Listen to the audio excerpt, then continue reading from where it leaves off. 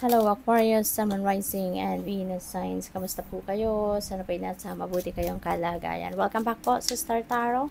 Kung bago kayo dito, welcome po. And please subscribe, like, share, and leave me a comment kung naka-resonate po kayo. And by the way, open na po for membership no yung channel ko. So, check it out po. Baka may interesado kayo.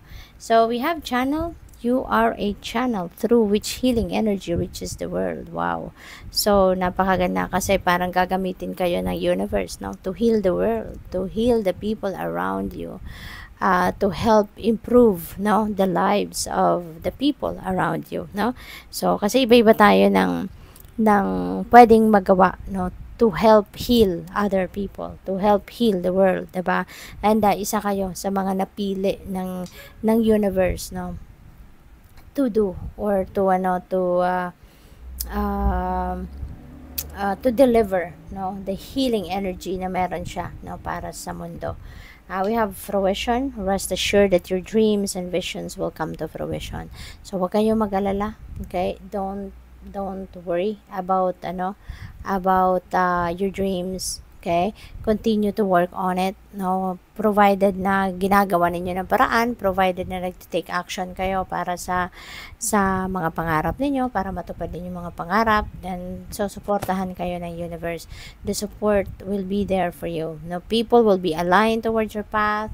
Mga tao makakatulong sa iyo, resources na kakailanganin ninyo that will be aligned towards your path, no?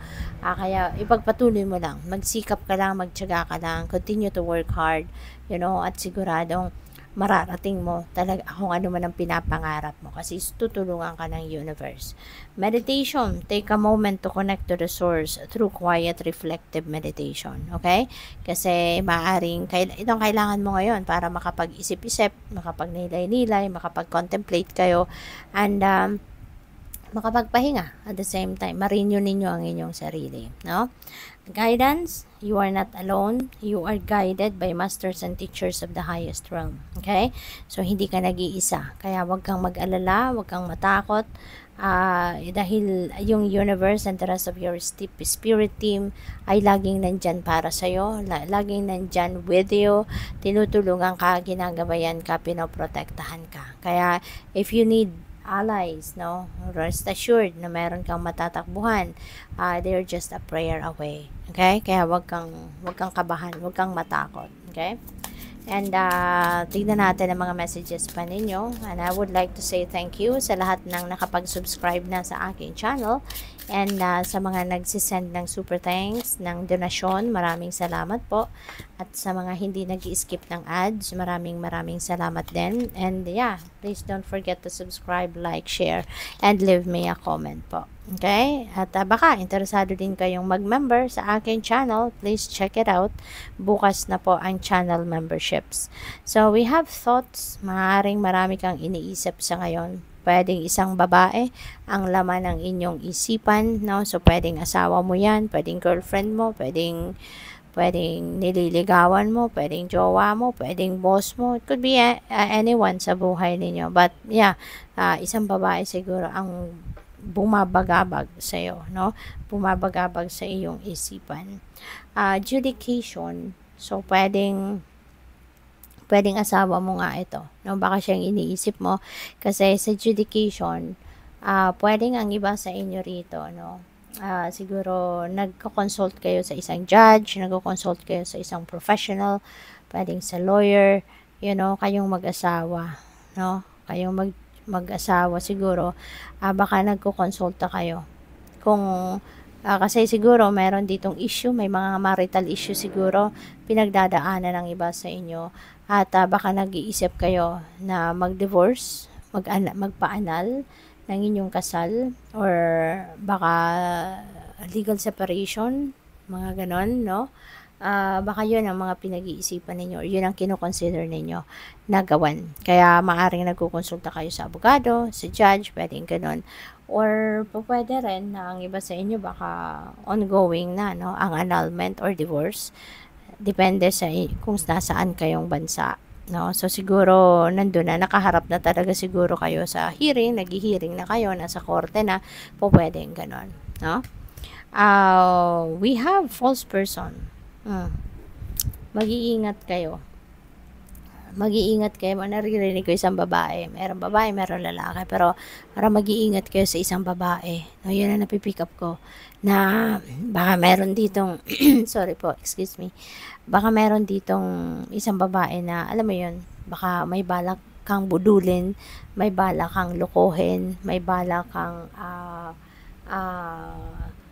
ang tawag dito, pagsinungalingan, no? So, this is someone na talagang maano ka dyan, yung parang akala mo, no? Akala mo mabait, akala mo totoo, akala mo maayos ka usap, yung gano'n, akala mo sincere, dependable, pero in the end, madidiscover mo na hindi pala, no? So, pwedeng gano'n ang ganap dito sa babaeng ito. Kaya mag-iingat ka, no, sa isang babaeng ganito. Kasi baka mga sinasabi nito sa iyo, mga too good to be true, kumbaga. So, maging heads up na yan sa iyo, no, na kung hindi naman talaga kapanipaniwala, hindi naman talaga, or sobrang ano naman, sobrang imposible naman, di ba? Kaya, ano kayo, ang importante dito makinig kayo sa intuition ninyo. Okay? Listen to your intuition. Listen to the wisdom of your body. Kasi, for sure, you know, your intuition will send you a signal dito, no? If there is something off key with the person that you are dealing with, no? Mararamdaman mo may discomfort ka. Kasi kung ang mga nakakausap mo hindi totoo, sinungaling, liar, cheater, stealer, manloloko, mambubudol, scammer, yung mga ganon, no? Kaya, be careful with what you share. Be careful with the dealings with other people. Okay? Distant horizons, pwedeng may travel ang iba sa inyo. Baka ang iba sa inyo is going to travel across the globe. Pwedeng international travel ito for whatever reason. Pwedeng pasyal, pwedeng trabaho, migration, ganon, no? Or possible din na baka meron kayong communication na ma-receive from abroad, no? Baka meron kayong kakilala, kaibigan, kamag-anak sa abroad, at baka meron kayong importante pag-uusapan, or baka meron kayong hinihintay na information from that person, no? At maaring dadating na yan. So, good luck. Thank you for watching. Love and light. Namaste.